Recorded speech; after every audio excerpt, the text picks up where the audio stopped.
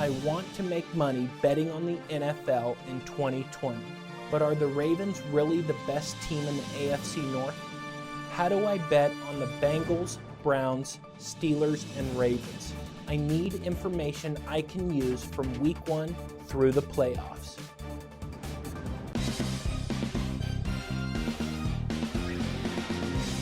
Welcome back to aosportspicks TV. I'm Alpha Omega. Now that we have a few weeks of the 2020 NFL season in the books, there is enough statistical data from 2020 for me to put out videos giving fairly accurate projections for each team throughout the rest of the season as well as the playoffs. This video covers every team in the AFC North.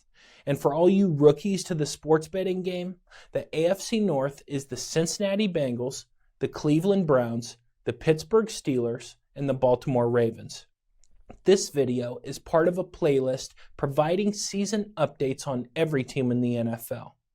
I designed the entire playlist to be useful from now through the end of the season. So it doesn't matter when you find these videos, you can still use them to make money. Once you've finished this video, you can find the playlist by clicking the link in the pinned comment or in the description. I recommend you watch the whole playlist more than once because I'm putting a lot of information into each one of these videos. I also have timestamps in the progress bar and in the description so you can easily choose what you want to watch. After watching, you'll have more knowledge than your friends. You'll be able to create smarter DFS lineups, and most importantly to me, you can start making winning sports bets from now all the way through the championship. Now, if you're wondering if the craziness of 2020 has hurt sports betting, surprisingly, the answer is no. Sports betting is one of the few industries still growing and turning big profits. According to CBS Sports, as of the spring, 22 states plus DC had legalized sports betting. Where it is legal, money is pouring in. New Jersey had a record month in August with $667.98 million in wagers, besting the state record from last November by more than $100 million. The revenue from those bets is usually about 5% for the house. That should tell you the potential of getting into sports betting in 2020. This is an industry that is growing rapidly, and all of this means good things if you know what you're doing. Hopefully this video helps you. Let's get started. Let me explain how I bet on the NFL. What I do is I take all of the information gathered from before the season started, meaning all the trades, the injuries, free agency, the draft, the coaching changes, roster construction, all of the statistical data from 2019, and a lot more to start making 2020 week-by-week predictions. Then I take the 2020 play-by-play statistical data from the weeks that have already been played to help determine where my projections are correct and where my projections are wrong for the upcoming week. Then I look for the best number from a list of every major sports book on whichever games I feel give me the best opportunity to make money. Finally, I do my best to get down as much money as possible on those games. My goal is to give you enough information to do the same thing. For fans of the AFC, you already know what I'm about to say. This is one of the best divisions in the NFL, and you have multiple championship contenders, including the team I feel is the best in football, the Baltimore Ravens. If you want to skip ahead and check my Ravens update, click the progress bar. Otherwise, let's start with the Bengals. Cincinnati got the #1 pick last year, and they drafted their hometown hero, Joe Burrow, back to Ohio where he played before transferring to LSU. Now let's be clear. Joe Burrow had the greatest statistical season in the history of college football in 2019. Adam Kramer of the Bleacher Report states, for the season, Burrow threw 60 touchdown passes and accounted for 65 touchdowns, more than any player in a single season in college football history. He also totaled more than 6,000 yards of offense. The end result was a season unlike any the sport has known. It's not something that simply can be summarized with his statistical dominance, though it's difficult to gloss over numbers this gaudy. The thing with Joe Burrow is that he took such a huge leap forward once Joe Brady became the passing coordinator at LSU. Once Brady came on, Burrow was perfect, absolutely electric, and played in an offense designed for his strengths. Now, Burrow is the number one pick of the Bengals, and Joe Brady is the offensive coordinator for the Carolina Panthers. The question, of course, is who is responsible for all of that LSU offensive production? Was it Joe Brady? Was it Joe Burrow? Was it both? Roger Sherman at The Ringer asks the same question.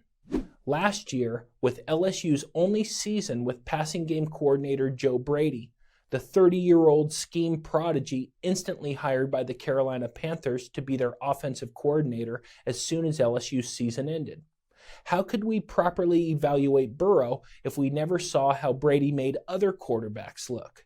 One thing Burrow had at LSU that he hasn't had this year and will not have in 2020 is a competent offensive line.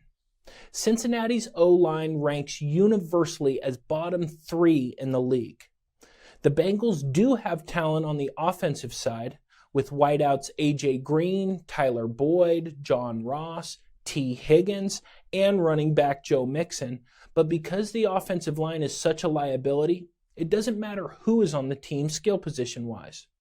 While the Bengals have needs on both sides of the ball, the offensive line is easily the biggest negative on the whole team. According to Hunter Bittinger of Fansided, there were multiple instances the offense could have put the injury-riddled Eagles away, but penalties and poor offensive line play caused them to falter. In overtime, the defense stood up, but the offensive line play unsurprisingly cost the Bengals the game. The final drive featured 2 sacks given up. Let's talk about what Burrow is good at and what head coach Zac Taylor should do to give his young quarterback the best chance to succeed. Joe Burrow's biggest strength is that he is extremely accurate. Now, Burrow has a slightly above average arm, but he's not throwing 70-yard Josh Allen bombs. The Joe Brady pass system Burrow used at LSU was a pass-first, aggressive, quick-read offense, getting the ball out as quickly as possible, which is exactly what Zac Taylor should create for Burrow in Cincinnati.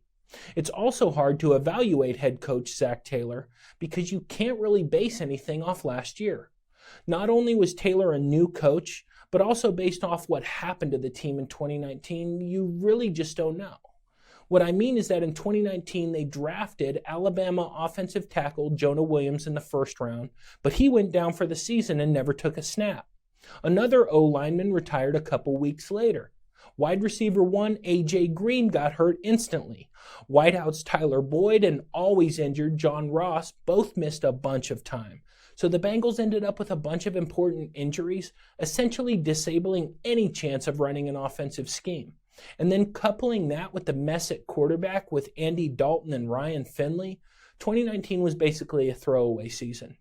Now they got Joe Burrow out of it, but all that makes the Bengals a hard team to evaluate because the usage rate on some of their biggest players was way out of whack, which inherently means you don't know what you have because you've never seen it on the field at the same time.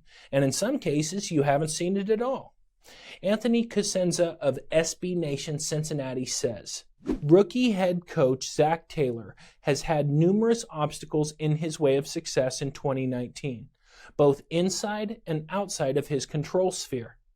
Taylor has had to endure a stretch of bad luck many other coaches haven't had to experience in their first season. I also worry about Burrow's ability to stay healthy because of his slightness as well as the offensive line. It's probably going to take a couple years for Burrow to get up to NFL size and strength. It's important that he does because every team in his division has an outstanding pass rush, and he has to play each divisional opponent twice a year. Myles Garrett on the Browns, T.J. Watt on the Steelers, the whole Ravens defense. It'll be extremely tough to have time in the pocket to find the right reads. Even outside the division, there are a lot of teams with good pass rushes the Bengals face in 2020. It's going to be a difficult first year for Burrow. Scott Pioli was quoted at 247 Sports. The bigger question is what will be the physical toll on Burrow's body during these losses? To me, that's the greater concern. That offensive line isn't playing very well. I worry more about Joe Burrow's physical health than his mental health. It's kind of shocking that AJ Green is still on the team at this point. He just doesn't have that much left in the tank. It's also obvious that Mr. I broke the 40-yard dash at the combine, John Ross, has been a bust. He's racking up healthy scratches every week. Defensively, outside of defensive lineman Geno Atkins and DJ Reader, where's the talent on this defense? Carlos Dunlap is a fine pass rusher, but not a game changer. The linebacker core is awful and not getting better. And the Bengals basically took the Vikings secondary, cornerbacks Mackenzie Alexander and Trey Waynes. Both of them are okay, but not great. And don't forget, the Vikings secondary was the biggest problem for Minnesota in 2019, outside of Kirk Cousins. Speaking of, I'll put a link to my Viking predictions and where I talk about Kirk Cousins at the top of the screen. The Bengals literally have needs everywhere, except wide receiver. And after this season, Cincinnati is most likely going to dump AJ Green, especially after they picked up what most thought was a first-round talent in 6'4" T. Higgins out of Clemson. Higgins, by the way, is my favorite receiver in the draft. According to Chris Rowling of Bengals Wire, it sure feels like T. Higgins is on the way to a much bigger role for the Cincinnati Bengals. T. Higgins saw significantly more playing time than he did in Week 1. His 42 routes run ranked third on the team behind Tyler Boyd and Green. That's a big deal considering he ran more routes than a first-round product like John Ross. Some final thoughts on the Bengals. Looking at the future, the writing is on the wall for Higgins to take over for Green as the number one option. More importantly, if I was the GM, I look at what's available in the draft this year, next year, and the year after that, and then I prioritize needs. The Bengals need offensive linemen and linebackers in 2021 for sure. And then, if Burrow works out, this could be an 8 or 9 win team as early as next year.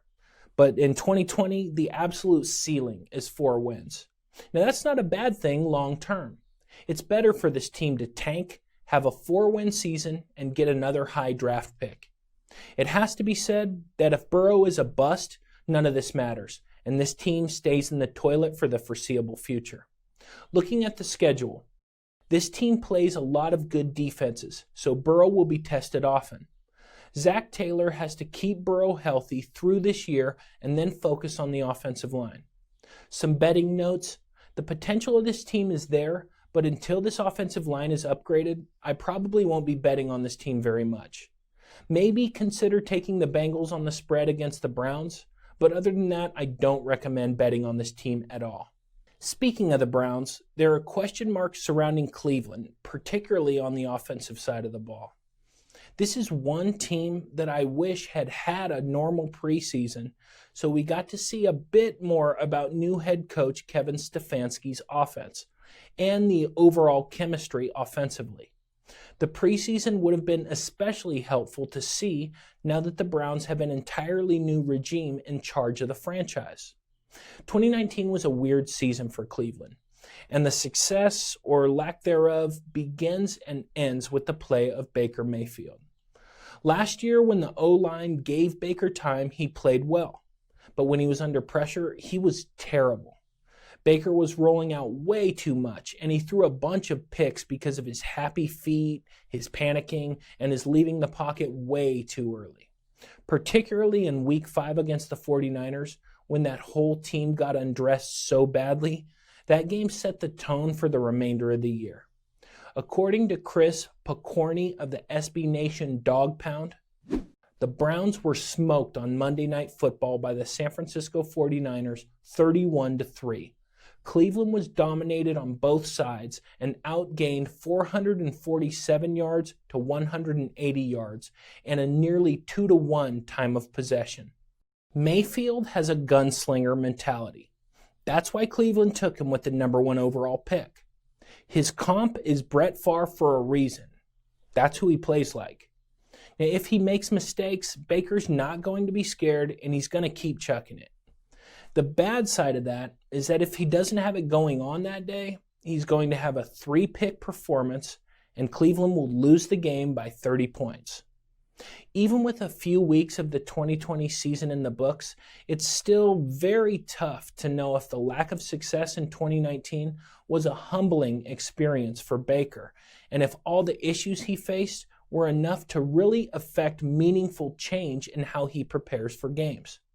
However, the good news is that the Browns' investments in the offensive line seem to be paying off, and Baker certainly has more time in the pocket to operate than he did in 2019. Jeff Risdon of Browns Wire points out, "It's becoming a weekly theme for the Browns. The PFF grades for the team's 34-20 win over Washington in Week 3 reflect very highly on the Cleveland offensive line, just as they did in the first 2 weeks. 3 of the Browns' top 4 offensive grades from PFF in Week 3 went to offensive linemen. The bad news is that so far in 2020, Baker still doesn't seem sure of himself. Even with the upgraded offensive line, Baker's happy feet and rolling out of the pocket unnecessarily seems to be continuing. Having said that, there is no question the Browns have talent on offense. Cleveland probably has the best 1-2 running back combo in the league with Kareem Hunt and Nick Chubb, which is crazy on its own, as well as serious talent in the wide receiver room with Jarvis Landry and OBJ. Now, the elephant in the room for me is OBJ's lack of production and obvious lack of chemistry with Mayfield.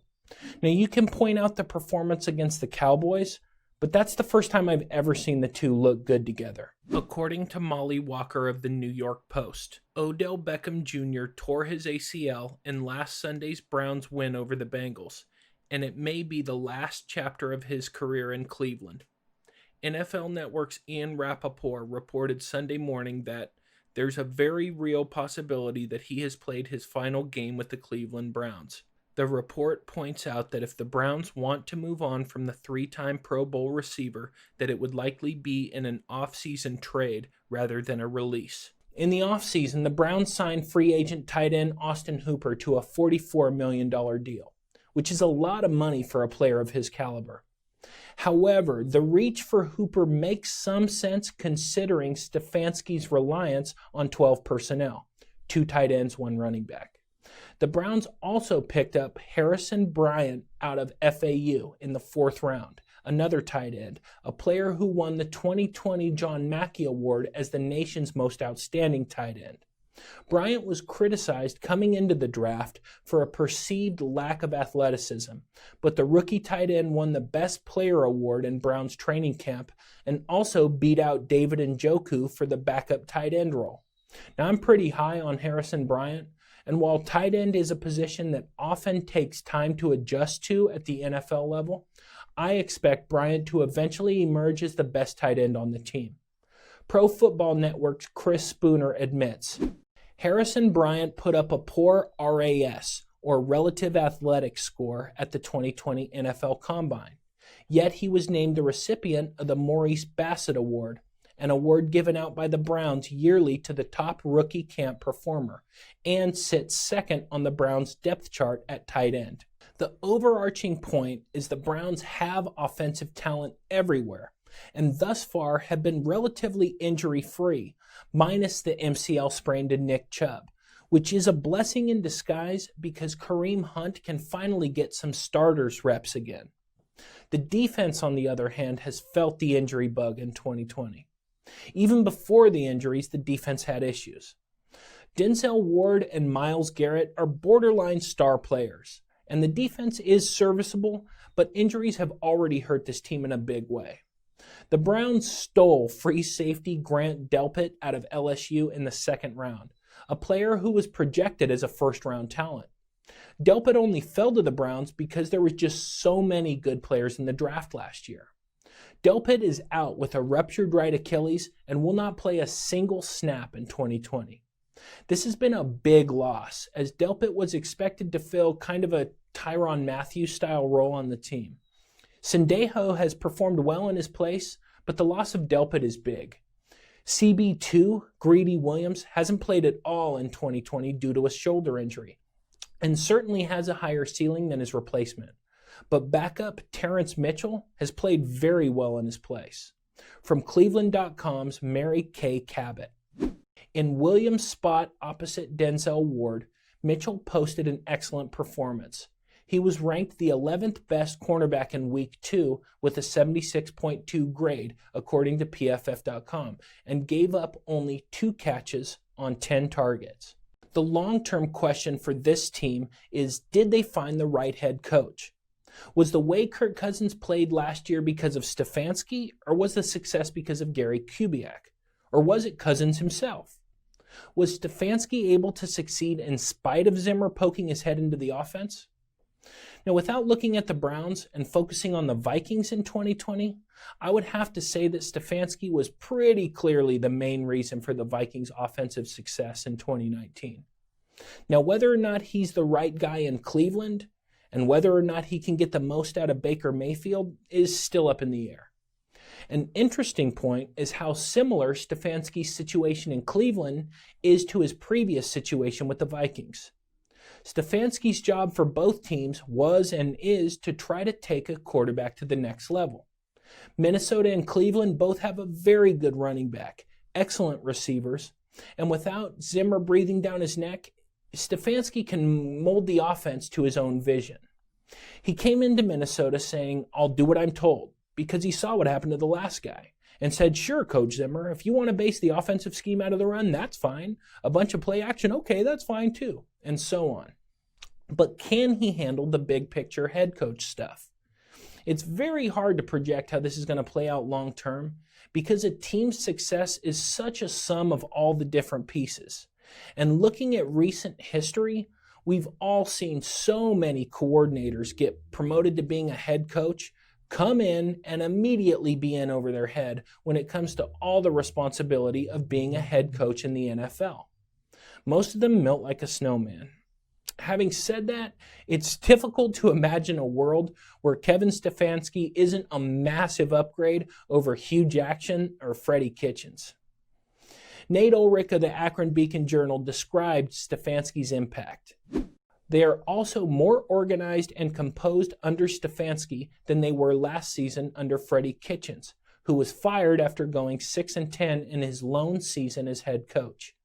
It's still early in the season, but the Browns have shown promising resilience after being blown out 38-6 by the defending AFC North champion Baltimore Ravens in Stefanski's head coaching debut. The jury is out long term. However, my final thoughts on the Browns. Cleveland has 2 all-pro wide receivers. The Browns also have a couple solid tight ends. So let one tight end block to give the O-line some help. Have the running backs block too. Keep Baker upright, which prevents him from running around and doing something stupid under pressure. And let your all-pro receivers get open.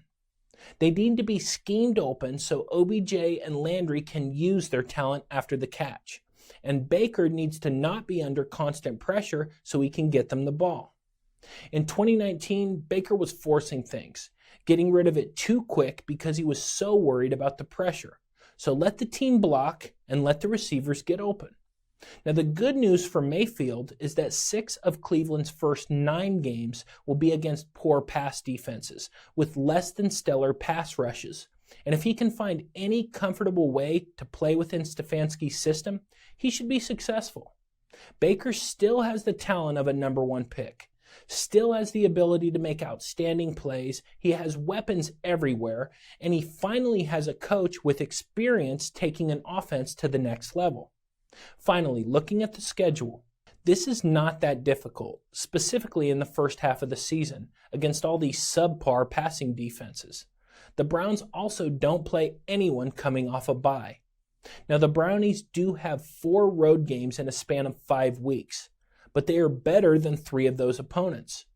Making the playoffs is very much in the cards for this team.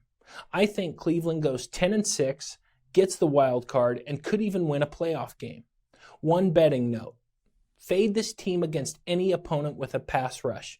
Otherwise, this team is live, so look for opportunities to play on them.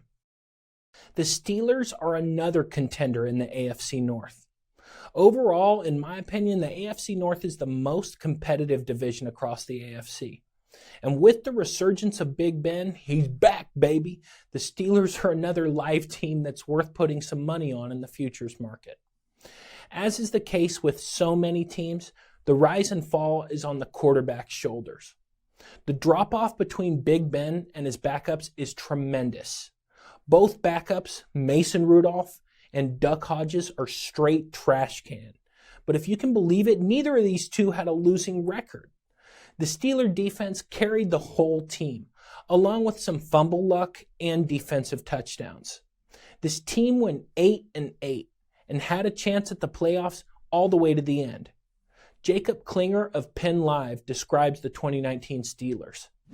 Despite an 0-3 start to the year, injuries to Ben Roethlisberger, Stephon Tuitt, Juju Smith-Schuster, and James Conner, the Steelers strung together 8 wins from 10 games in the heart of the season and held control of their playoff scenarios before falling to the New York Jets in Week 16. If by chance you didn't catch that, this team had 2 4-game winning streaks. The 2019 Steelers lost their first 3 games, lost Big Ben, and the defense hadn't lived up to expectation. Then Pittsburgh makes a really smart move and trades their number 1 pick for Minkah Fitzpatrick, and the defense completely changes overnight. The last 3 weeks, they also lost all 3 games. So you have 2 3-game losing streaks at the beginning and end of the season, and the Steelers go 8-2 in the middle, including 1 loss in overtime against the Ravens. If you're wondering how the Steelers won 8 games without a quarterback, it wasn't just the defense. Pittsburgh also took advantage of an easy schedule and were very physical on offense. Literally everyone besides the quarterback played hard every game. All 3 running backs in particular played especially hard in 2019. Now, unpacking the Steelers' 2020 season, expect big things from Notre Dame rookie Chase Claypool. Pittsburgh also has good and could be great tight ends with Eric Ebron and Vance McDonald. Don't forget that Eric Ebron had a great year in 2018 with the Colts. But remember that in 2019, he dealt with Andrew Luck retiring out of nowhere, as well as an ankle injury that ended his season early. The staff at RotoWire writes, after breaking out with 13 touchdowns in 2018, Ebron was hampered by a preseason ankle injury all of last year, which didn't allow him to play beyond Week 12. Overall, he managed a 31-375-3 line on 52 targets in 11 games in his second season with the Colts.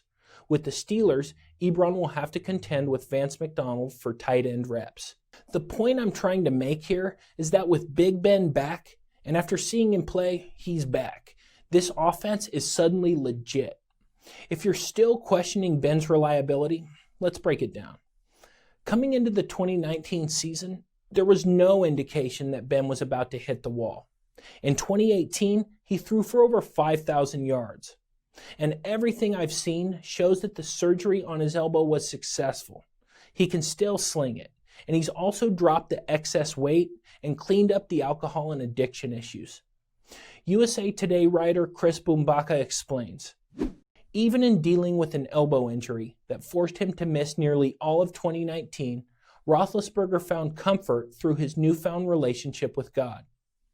I don't know that I would have been able to handle the injury a few years ago, 5, 6, 7, 10 years ago, he said.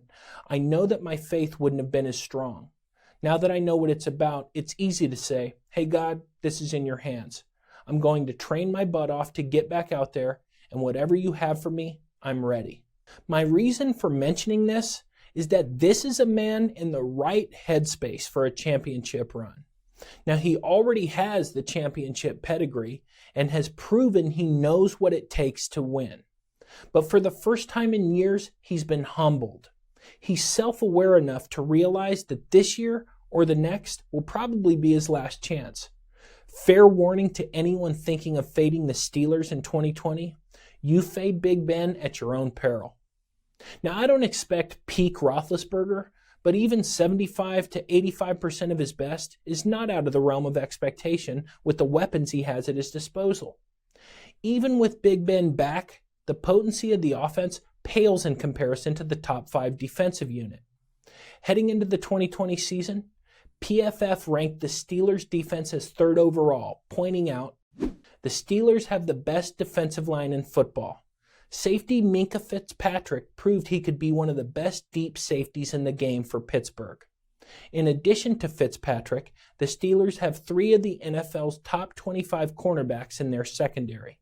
This roster is also one of the healthiest in football, minus the ACL tear to offensive tackle Zach Banner. And while this will change over the course of the year, if this team stays relatively healthy, it's trouble for every opponent they face, especially the Ravens and the Chiefs. The Steelers will be in every game, and this is a team that is capable of mounting a comeback, even if they get down by 2 or more scores. There are just no glaring holes or weaknesses on this roster. And with Ben firing, this is a surefire playoff team capable of double-digit wins. Now, one potential weakness that you may hear about is the offensive line, especially with Banner going down with the ACL. But you have to remember who that line was protecting in 2019. Mason Rudolph and the Duck of Death held onto the ball for an eternity and couldn't read a defense because they aren't talented enough, and that in turn makes the O-line look bad. According to Brian DeArdo of CBS Sports, the strength of Pittsburgh's offense has oftentimes been its offensive line, led by 8-time Pro Bowl center Maurkice Pouncey. While the unit isn't getting any younger, the Steelers' offensive line has been rejuvenated by the additions of Chukwuma Okorafor and Kevin Dotson. Both players were recently summoned to start when injuries sidelined starters David DeCastro and Zach Banner. Final notes on the Steelers. The AFC North will not be a runaway victory like it was last year for the Ravens. There are 3 good teams in this division, and while the Ravens are the favorites to repeat, the Browns and the Steelers are right behind them. Looking at the Steelers' schedule, other than the division games against the Ravens and the Browns, the Steelers could conceivably win every other game on their schedule, and that includes the Buffalo Bills. Josh Allen will fold against a defense like this. The Bengals, the Eagles, Colts, Cowboys, Jaguars, Washington are all winnable games. And if the Steelers get a couple coin flip games against the Browns and Ravens, you're looking at the division winner. Some betting notes. If you're wanting to get some bets down on the Steelers, wait until this team goes up against a good pass rush. I haven't seen or heard anyone else pointing out that the trash can quarterbacks in 2019 were the reason for the offensive line issues in 2019.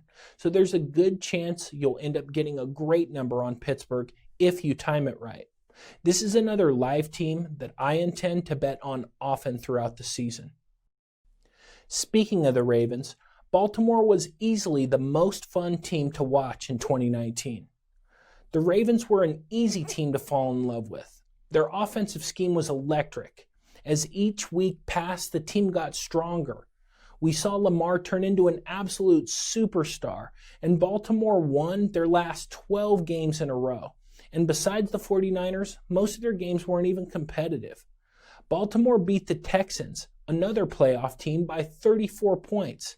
They beat the Rams by 39. Lamar was amazing. He's the most exciting player I've seen in years. Overall, the Ravens were just an easy team to root for and get behind. Even the scheme the Ravens run is exciting. The scheme is so unique that it seemed like teams just weren't ever ready for it. It reminds me of a triple option scheme in college. An option scheme is so unique and with the right talent can blow the doors off an opponent not prepared for it. Same with the Ravens. According to Aaron Wilson of the Texas Sports Nation, the roots of the Ravens' unconventional offense are built around Jackson's running style and the innovative strategies of offensive coordinator Greg Roman. As a Stanford assistant coach, Roman studied the pistol with Nevada coach Chris Alt, the pioneer of the unusual formation. A cross between traditional under center and shotgun formations, The pistol blends high-octane option football with an old-school smash-mouth element with plenty of power runs with Jackson or the backs. The Ravens attack defenses with downhill running plays or option plays to either side of the field with elements of spread-style designs. The Ravens can hurt you so many different ways. They were as effective as a power running team, a finesse running team, a finesse passing team, deep shots. They can just get after opponents so many ways that it's really hard to adjust for. Now, it helped that the coach embraced all the analytical stuff. It's like watching football from the future. The Ravens drafted a certain type of quarterback with a certain set of skills and built the whole offense around him. Baltimore used a first-round pick on a QB, and rather than trying to change him to fit their system, they built the system around him. Now, building a system around your quarterback sounds like common sense, but you see it again and again where teams try to change a quarterback to fit the scheme rather than building the scheme around the strengths of the quarterback. Just ask Lamar's backup RG3. According to Michael David Smith of Pro Football Talk, former Washington coach Jay Gruden has some advice for his former quarterback, Robert Griffin III. Learn how to pass from the pocket. Gruden cautioned that for Griffin to have a long and successful NFL career, he's going to need to rely less on his athleticism and more on throwing the football from the pocket. I think eventually he's going to have to continue to master the drop-back passing game in the NFL, which he needs to continue to do, and he will do, Gruden said. If you don't know, Jay Gruden is stupid. He's also now the offensive coordinator in Jacksonville. I'll put a link at the top of the screen to my season update for the Jaguars and how Jay Gruden may try to con his way into another head coaching job. I'm also not done talking about Lamar Jackson. Lamar also finished last year ranked 6th overall in rushing yards. That's staggering, but not all that surprising considering his skill set. But the major leap Lamar made was a meaningful step forward in the passing aspect of his game. Now, the Ravens have this dynamic rushing quarterback, averaging 7 yards per attempt and 1,200 yards. He doesn't take a ton of sacks. He only fumbled 9 times. Then in 2019, add the wrinkle that this guy can pass downfield with precision, particularly over the middle of the field. Jackson became a better anticipator of where the secondary was going on the field, and Lamar was actually throwing guys open, disguising plays, and misdirecting the defense. The question is, can he do it again in 2020? Through 6 weeks, I say yes. In trying to argue against Lamar, it could be said that Jackson is in line for touchdown regression. The percentage of Lamar's passes that went for touchdowns was close to double the league average. So don't expect that to repeat. And he may not run for that 1,200 yards again, but he's still dangerous on every play. We just saw it against Washington. The receiving core isn't amazing, but it's not like Jackson had all these big names around him last year, and he still made it work. Lamar has a good O-line, a good scheme, and good coaching that understands analytics, but everything else is him. This was not a fluke. According to Bob Garcia of Sportscasting, Jackson has become the guiding force for the Baltimore Ravens' success and has put a bright future ahead of the franchise. However, some still doubt his ability, which was once again the case to begin the 2020 season. It was all the fuel that Jackson needed to torch the Browns to the tune of 275 passing yards with 3 touchdowns and a 151.2 quarterback rating in the 38-6 win. I watched the game a few weeks ago and saw the Ravens get torched by Kansas City, but it's early in the year. Now, when pointing to the negatives on this offense, Marquise Brown is a bit small for a number 1 option. Boykin is pretty inexperienced to be a number 2 option, and neither are great fits for this team. The same thing goes for Willie Snead. Way too many drops from everyone other than tight end Mark Andrews. The loss of Hall of Fame left guard Marshall Yanda to retirement is a big negative, and that's why I'm not that concerned about the Chiefs' loss. No matter how you look at it, it's going to be a learning curve for the Ravens offensive line to retool the run blocking element of their running scheme now that Yanda is gone.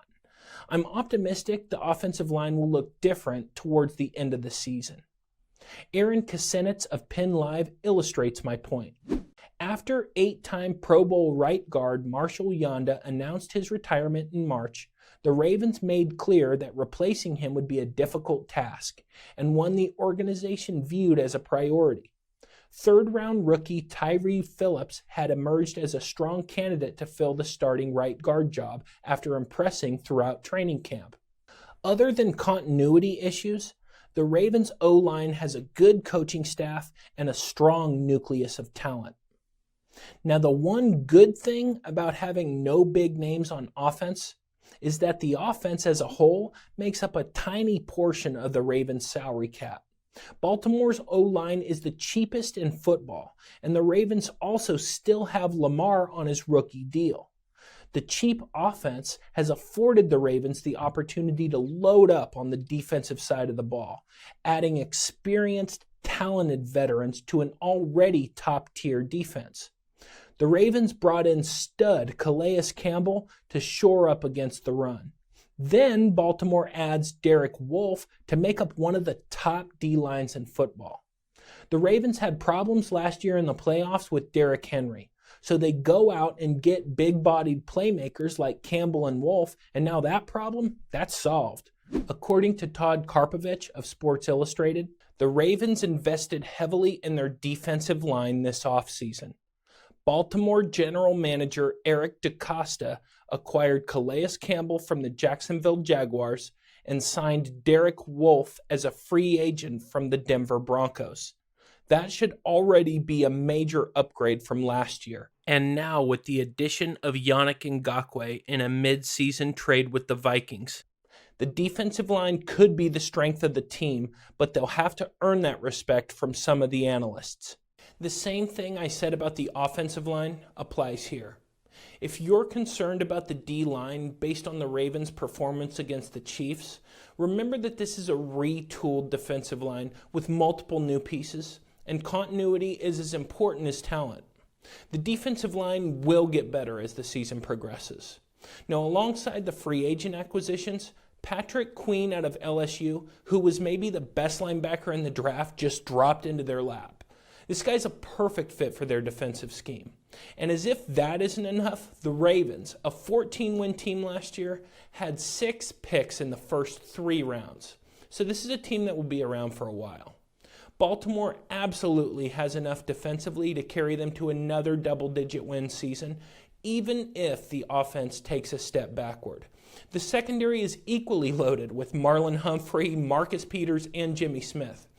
The one negative is Baltimore cut Pro Bowl safety Earl Thomas over some weirdness that is still unclear, and in my opinion, that showed up against the Chiefs.